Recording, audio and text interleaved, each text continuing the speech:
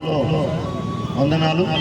ప్రవీణ్ పగడాల గారు మత విమర్శలు చేయబట్టి చంపేస్తారని చాలా మంది దుష్ప్రచారం చేస్తున్నారు. ఆయన వీడియోలు చూడండి, ఎట్టి పరిస్థితులు కూడా మత విమర్శ చేయలేదు ఆయన. ఎవరైతే మరియమ్మ గారి మీద, యేసుక్రీస్తు వారి మీద, బైబిల్ మీద బూతులు మాట్లాడి దుష్ప్రచారం చేస్తూ వారికి క్లారిఫికేషన్ ఇచ్చారు. పూర్తిగా వీడియోలు చూడండి. ఈయన చాలా సంస్కారవంతమైన దైవజనుడు. తర్వాత క్రైస్తవులు, ముస్లింలు, హిందువులు అందరం కలిసిమెలిసి ఉన్నాం.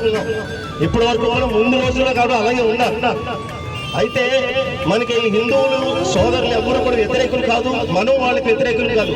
హిందుత్వ వాదులకి మనకి వ్యతిరేక, ఇది గుర్తుపెట్టుకోవాలి.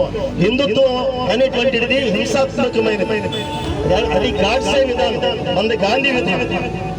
కనుక దయచేసి హింసాత్మకమైనటువంటి స్థితులకి వెళ్ళి మతపరమైనటువంటి హత్యలు చేయడం అమానుష్యం. ఈ రోజులో అలాంటి హత్యలకి దారి తీయకూడదు, చేయకూడదు, అలాంటి వాళ్ళకి ప్రోత్సాహం చేయకూడదని కూడా మనం చేస్తూ, ప్రభుత్వం వారు కూడా ఇమీడియట్లీగా మాకున్నటువంటి సందేహాలను నివృత్తి చేసి క్రైస్తవ సమాజానికి, అలాగనే ప్రవీణ్ పగడాల గారి యొక్క కుటుంబానికి న్యాయం చేయాలని కూడా ప్రేమతో మనవి చేస్తూ ఈ మాటలు ముగిస్తూ ఉన్నాం.